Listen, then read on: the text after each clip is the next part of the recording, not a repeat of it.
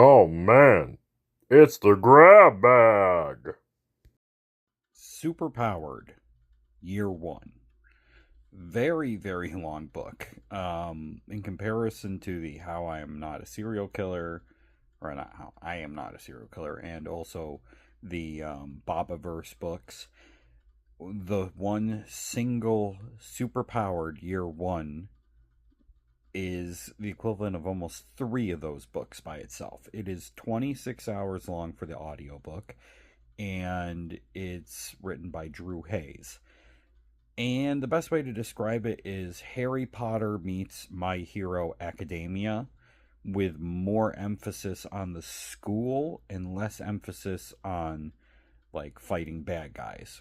And what makes this a real fun book is how much the characters, grow, interact. It has a lot of that whole first year of college kind of feel. And it's a lot of fun. One of the things, like I said, it takes place during college rather than just school in general, which gives it more of at least for young adults.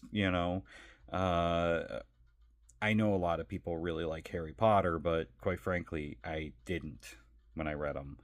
Probably part of the problem was I read the Dresden Files first, so I got to see a much better wizard dealing with worse enemies than Voldemort. Um, and so I've always kind of been like, I don't really see the whole thing with Harry Potter, but I guess if you grew up with it, that would be one thing. That being said, Superpowered, it follows five kids who get into this program called HCP, the Hero Something Program. But, anyways, they were powered. So, the reason the book is called Super Powered is they broke the classifications of people with powers into two groups: supers, who have control over their powers, and powereds, who don't actually have any control. But there's a procedure that was done, which wasn't really explained in this first book, that these five kids went through, or I should say teenagers. They were basically worked on so they would have control over their powers, becoming the first super powers. And you follow their story as they get used to having control over their power, trying to hide it from everyone, dealing with the class system there between the hero program and the regular college, trying to just go through college life itself. And it's very interesting. But as I've been watching My Hero Academia, I began to realize a lot of these heroes have very similar powers and stuff.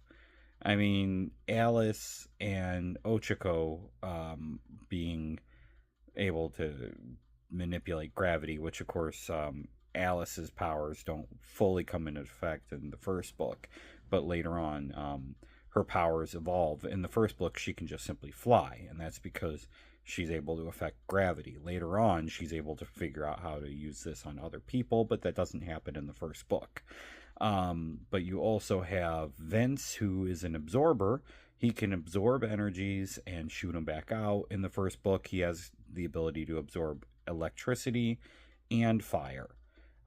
This, of course, also evolves as it goes along. Then you have Nick, who has the ability to affect luck. And then you have Mary, who is a telepath and an incredibly powerful one. And then you have Herschel, who, when he drinks whiskey, shapeshifts into a basically country boy named Roy, who has super strength and super durability. But he has to drink whiskey in order to transform. And all of them did not have control of their powers prior to the events of the book. And they have their various traumas they had to deal with. Alice not being able to control her ability to fly, would constantly just start floating up in the air, and then when it would turn off, she would slam into the ground. Mary could not turn her power off, so she was constantly reading people's minds and would get overwhelmed. Herschel would get emotional and transform into Roy, and then Roy would just literally be like flipping cars, going like Incredible Hulk. Um, and then you had Vince, where he could not control his absorption, and he just started absorbing everything. And then it would just get discharged because he couldn't control just holding on to it either. And of course, Nick, with his ability to affect luck, would be 1 minute having good luck, like winning on a scratch off ticket, and on the next one, getting hit by a car. So he had no power over luck, so constantly stuff was happening. Um, and then they have this procedure done, which, like I said, isn't explained in the first book.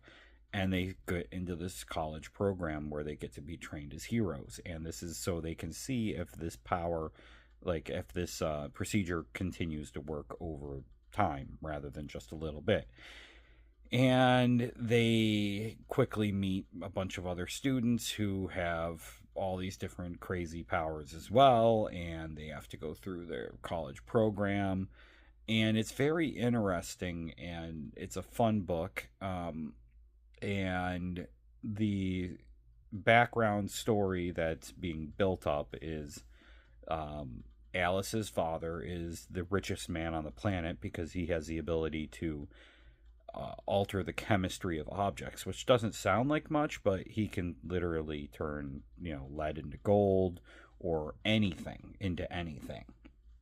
And he is being set up as a gigantic a-hole, which turns out later on maybe he's a very bad guy.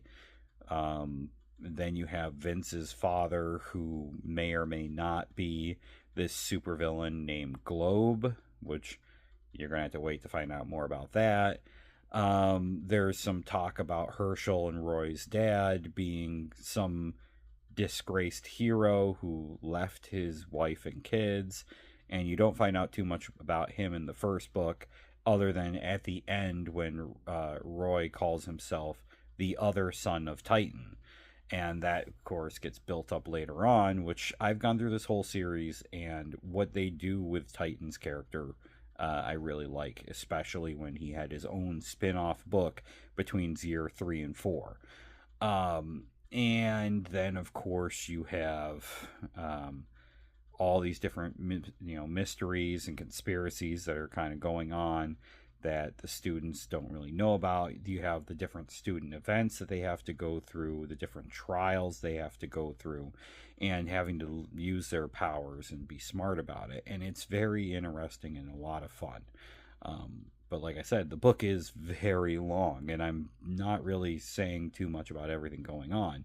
But one of the things that was pretty similar to Harry Potter is the big climax has to take place at the end of every school year rather than it being at some other point because of the way this whole thing works. And, it was fine during the first book, but later on, that's the part that kind of gets me rolling my eyes, is that you have to have the big climatic fight at the end of the school year because the book is all about the entire school year. And they definitely set up some different things that get paid off later, but this first book is establishing the main characters, the side characters, and the system itself. But a lot of questions don't get answered until way later on.